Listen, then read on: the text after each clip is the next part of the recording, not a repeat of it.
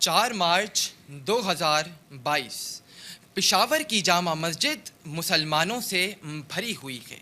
نماز جمعہ ادا کی جا رہی ہے. یکایک صدائے تکبیر بلند ہوتی ہے. فائرنگ کی آوازیں ہیں, دھماکے ہیں, خون ہے, آگیں ہیں, سسکیاں ہیں اور ایمبولنس کی بڑھتی ہوئی آوازیں ہیں جو بتا رہی ہیں کہ آج پھر مسلمان نے مسلمان کا خون حلال کر دیا. نئی صبح نمودار ہوتی ہے. وہی مسجد ہے, وہی جگہ ہے, مگر نمازیوں کا امڑتا ہوا ہجوم یہ بتا رہا ہے کہ ہم نا امید نہیں ہیں, مایوس نہیں ہیں, کیونکہ نا امیدی جرم اور مایوسی گناہ عظیم ہے.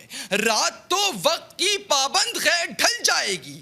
دیکھنا یہ ہے چراغوں کا سفر کتنا ہے. جناب والا, میں کس طرح نا امید ہو سکتا ہوں جب میرے ملک کا اعتزاز حسن خودکش بمبار کو دبوچ کر اپنی جان تو قربان کر سکتا ہے مگر سینکڑوں جانیں بچا جاتا ہے. جب میرے ملک میں SIUT اور انڈس ہاسپٹل جیسے درجنوں ادارے فی کاؤنٹڈ ڈیسک کے بغیر کام کرتے نظر آئیں تو میں کیسے مایوس ہو جاؤں جب میرے ملک کے جوان سرحد کی حفاظت کے جرم میں روز جنازے اٹھاتے ہوں مگر نہ تو ان کی تعداد کم ہوتی ہو اور نہ ہی جذبہ حب الوطنی, تو میں کیسے مایوس ہو جاؤں. میں مایوس نہیں ہوں, میں منتظر ہوں اس دن کا کہ جب عدل کے دعوے دار میزان کے دونوں پلڑوں کو ہم پلہ کر پائیں گے, جب ہم باپ کی نافرمانی کو آٹو ریجیکشن پر لگا پائیں گے, جب ہم اساتذہ کو نوکریوں کے بجائے کردار سازی پر لگا پائیں گے, اور میں منتظر ہوں اس دن کا کہ جب کسی زینب کا باپ